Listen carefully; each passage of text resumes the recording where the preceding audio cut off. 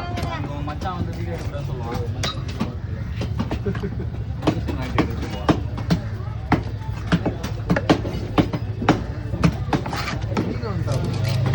நான் சொல்லிடுறேன் வந்து மேட்டூர் பசங்க இதா கூட ஏன்னா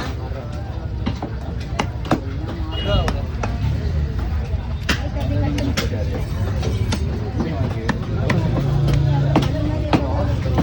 இந்த மீன் உடம்பு தாங்காத கூட இல்லை, அது பிரியும்.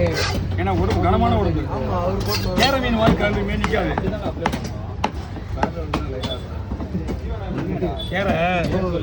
கேர மாதிரி நிற்காது.